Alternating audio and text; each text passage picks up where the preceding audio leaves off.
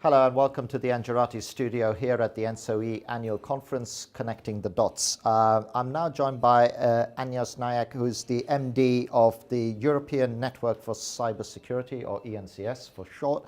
And first of all, welcome. Thanks for making the time. Thank you. And my first question to you is based around a conversation we had last night over dinner. Where you were explaining the whole journey of ENCS, where it started from, and starting from this very theoretical aspect around cybersecurity and going, right, here's the theory, here are the threats in theory, here's what could happen to your world in theory, and then you, under your tenure, moving that into a much more practical, well, what does it mean for the utility? How can we make this practically relevant for utilities who are consuming your service or interacting with your organization? I found that fascinating. I mean, I wonder if you could bring that to life a little bit. It's like how far did the theory have to move in practice, or was it more about how you presented it? Well, it's, I think, more than I presented it, because if you look into, let's say, when we started with ENCS and the concept of being a member organization, working between the real experts and the people from the domain, it's a process to find out how you, let's say, make the knowledge available to the domain in a way that it's appreciated, that they can make use of it. By the very beginning of ENCS, there was this notion that there's a lot of research going on. This is very important, and so we make that available to the grid operators. And yes, it is important. Important findings come out of there, but then how to make use of it is not very clear in many cases. Also, the perception of what does the security threat mean for our organization, how does it reflect to me, how does it affect the systems I operate with, that's not always very obvious to people working in the domain. And so, let's say, the problems are complex problems, so you need a high level of analytical capability to look into that. But also you require, let's say, the inputs from the various sites, and mainly from, let's say, also the domain site itself.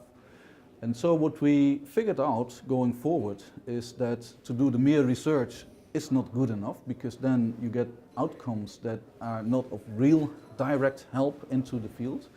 So you need more. And what we found is that when we started to form groups of people dealing with those issues in the operator side, we were able to identify where they had real concerns and where they had shared concerns. And on that basis, we were able to identify the topics that they said, yes, we need something here, and it's not something we can resolve on our own. And you have, let's say, the right level of experts. Can you bring them in? And if you don't have enough, look outside and look broader to make sure that we have the right level of competences all together to come to practical solutions. And so this is what we refer to as collaboration projects.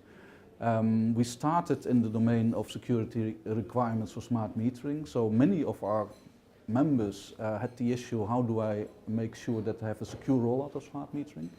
And so we figured out, how do they fit in the architecture? What are the technologies? Where are the risks? How can it relate to other parts in the system? And from there, establish requirement sets that cover the relevant areas that relate to the risks, and make those available very practically in libraries that can be used in procurement. So they had something tangible. They could use it in procurement, and if they didn't understand well enough the reasons behind and how to explain to the manufacturers, we were there to help them. And so this concept, which also provided them then, let's say, a basis what could be used across our member base, and they would use it in procurement in a way that also the manufacturers would take it really seriously, because it's a disqualifier. There we saw that we could really make a traction. There we saw that we were invited to the standardization groups to advise them with our independent expertise. So this is, let's say, a process that we went through where we fine-tuned and in better understanding the needs at the various levels of our member base, basically. And then when you went through that exercise as well, I mean, one of the other things that I found fascinating when, and look, I've been following your organization for quite some time, and one of the other interviewees that we had from Tenet was saying this as well, that one of the other big values is that with some of the work and simulations that you do, is getting people who are not in the IT part of the business to understand how real these threats are. Because, as he said it, is like, you don't have to convince the IT guys, they know it, right? It's everybody else around the system, from procurement, stuff like that. I mean, have you seen that, when you run your red team, blue team simulations and you get people from outside the IT ecosystem, do you really see a light bulb moment? Yes. With those guys? Definitely, because I mean, they in the practical day life, they encounter each other without a lot of understanding back and forth. Because also for the IT guy, understanding security, he doesn't always appreciate the impact he could make by very good intentions to the larger system, not let's say understanding the impact he might make with just doing a poll, for instance, which might bring systems down. Mm-hmm. And so this is from two sides, and what you see happening in this exercise is that people, when they go through the theory, and so you have the ICS systems, the substations in the training platform, as well as the office automation, and then they sit together when the attacks happen and they have to defend, and and then as a team they have to deal with it, and then back and forth they create an understanding.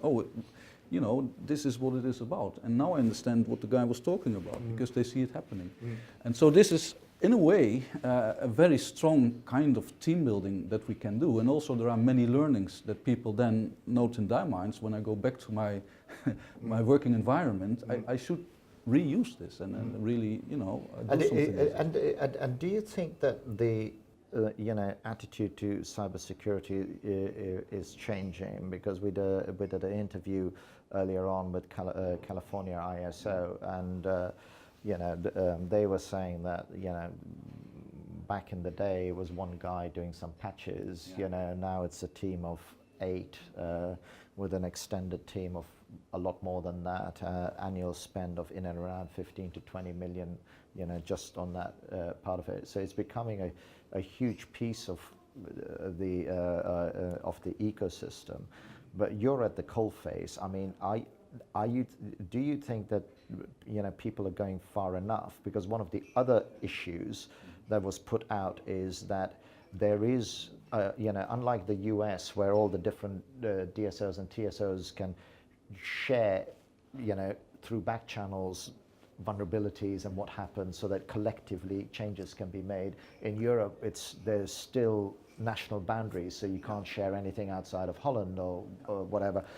Do you think that we really need to break that down in order, because otherwise it seems insane, because we've got this hugely interconnected network from north to south, but we can't share vulnerabilities? Yeah, it is actually a complication, because the United States in that sense is one entity, whereas in Europe we have, let's say, all the nation states being one entity, with own national regulations, with own, let's say, history and how to deal with issues, with local manufacturers who had their proprietary standards that they then try to bring into, let's say, more European or international standards.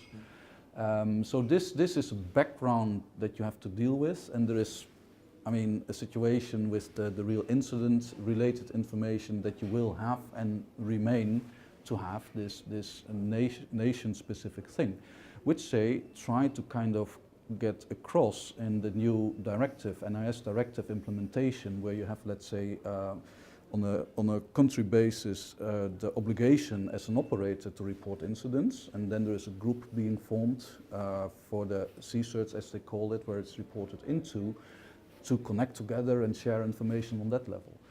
So this is one initiative that's going on dealing with it, but I think more importantly even is the kind of trusted community approach that we take within ENCS, where we identify the people working in the topic and create roundtables where we can share information. And obviously the intelligence part of that is an addition to that discussion. But to give one example, we have done numerous tests and we have found numerous vulnerabilities, even 0 days. And we find things doing testing for a certain operator, which we know it applies as well to other operators running the same kind of equipment. And yet it is, from a legal perspective, difficult to exchange that information. I can't share it like that. Because there are, let's say, the NDAs, the terms and conditions and procurements that forbid me of doing so. Whereas, in the meantime, I'm a corporation. I create a test result, which is something I produce, and my members own the corporation, so also they own the thing that I produce. Result, Exactly. So there I have a platform that I can really already use, let's say, to share this type of sensitive information in a different manner.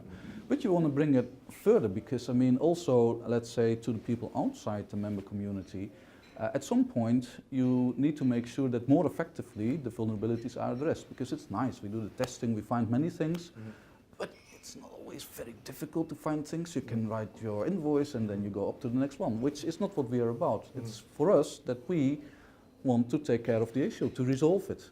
And so therefore, how can we do the reporting in a way that also industry will react, let's say, more responsive? So I get a sense from you that there is, you know, you're echoing the earlier statement that there is a sense of frustration that there isn't some type of channel that allows the release and collaboration. I mean, you're doing it on a micro scale because of your members, but actually for the good of the entire industry, you should be able to feed into some sort of central...